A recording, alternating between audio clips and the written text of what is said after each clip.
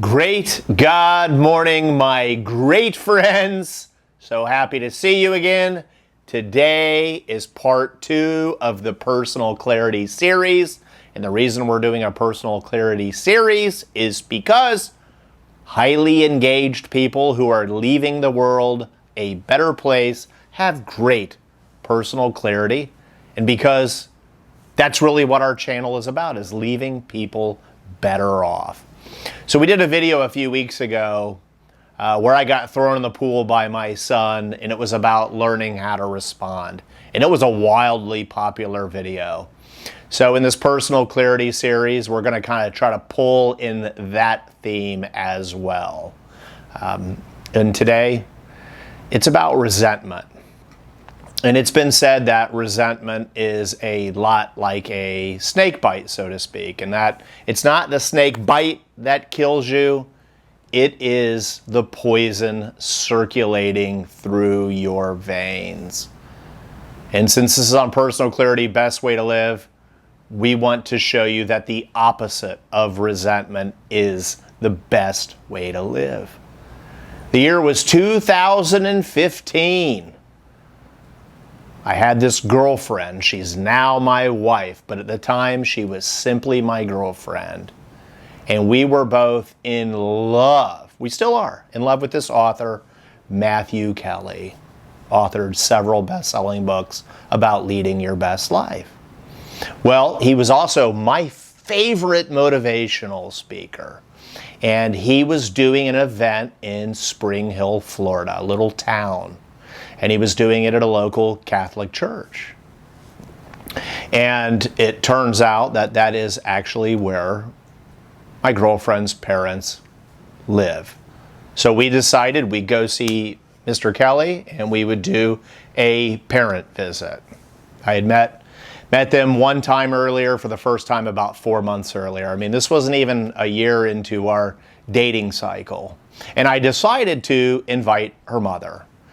And I was thinking forward to a bonding moment, best way to live. And I was also thinking forward to the great philosophy of happy wife, happy life.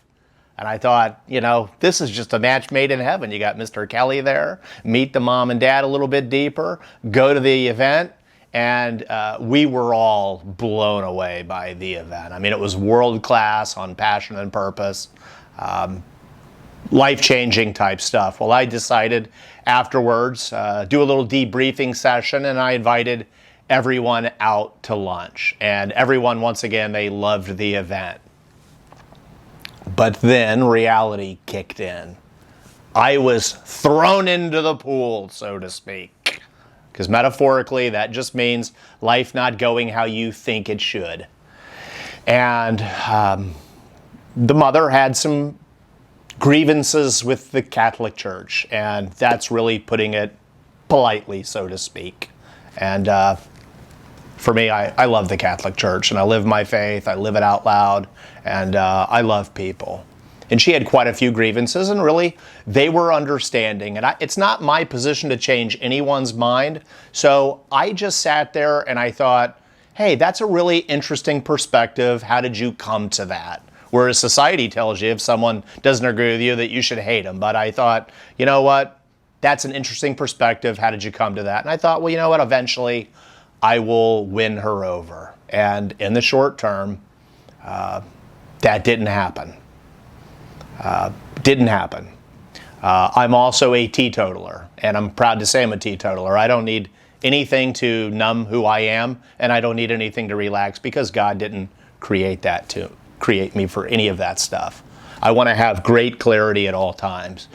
Well, we got more serious and we got more serious, and I'm very disciplined and very happy. And let's just cut out all the details.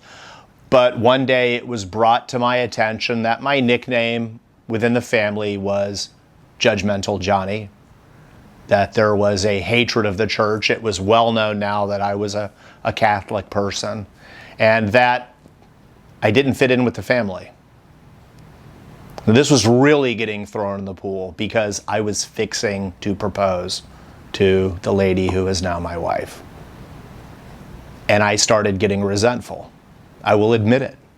I could feel the poison scourging through my veins. And when you're resentful, you do not respond with your ability. And what I found myself doing, despite my best efforts, was withdrawing completely from the relationship. And I would go over there and I would just sit there and be really quiet. And one of the things I found in the world is people typically withdraw from challenging relationships. Not just me, it's really a way of the world, and that's why I'm doing this video, because that's not what will turn things around. Now, even though I am a coach, and I coach people all around the world, I speak all over the United States, I found myself in a rough spot. Well, fortunately, one of the things that Matthew taught me is that if you want to achieve excellence in your life, you get a coach, because they are the one person in your life, they just want you to win. Well, I was working with a coach at the time, and we were getting ready to go do a family visit. And I was not feeling myself, as I'm like, oh great, I get to go sit for 2 days and withdraw. And I told him, I said, hey, I'm red, man. Because he would say, how are you feeling emotionally? And I said, red. And that's code for not where I want to be. And my coach knows that questions are better than answers. And he said, as long as I've known you, John, you've always told me you aspire to be like who? And look, I'm acknowledging this to you, and you'll probably get a few eye rolls, but I'll tell you what I told him. And I said, I like to be more like Jesus. And I feel the best way to get to know who Jesus was as a person is the best of your ability to be like him and serving and loving and caring. Now, of course, humanity makes that a challenge at times. I had withdrawn, I'm admitting it. Well, I answered Jesus, and my coach had hit the nail on the head without actually swinging the hammer. He didn't need to tell me what to do. He now asked me, what are your commitments this weekend? And I said, I'm not going to go withdraw.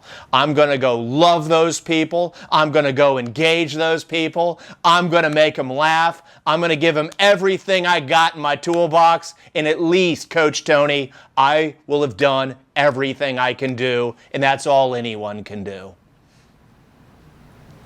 And that's what I did. And I slept better. And I had a clear conscience. And it turns out, a few months later, I asked the mom and the dad if I could marry their daughter. And tearfully, they said yes.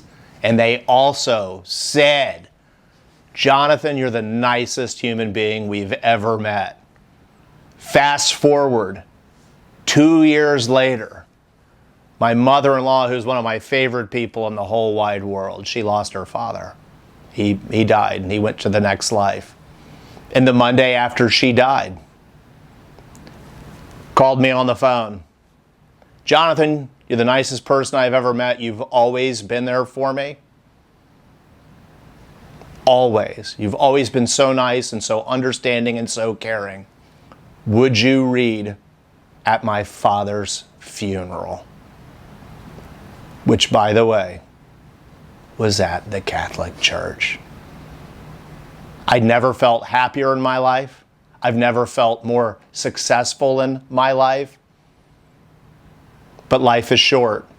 Are you carrying around resentment for yourself? Which of your relationships could turn out like that one? Go give it a shot today, because it is the best way to live, and it will give you great personal clarity. Because when we're exploring that question of how do I do it, I can tell you how you do it. You do everything you do with love. Because how you do one thing is how you do everything. And I love you all. It's why we're doing this channel. Hope to meet each and every one of you at some point someday. People often wonder, why the name of our channel? Well, Porta Potty is code for a crappy life. And what's the opposite of a crappy life?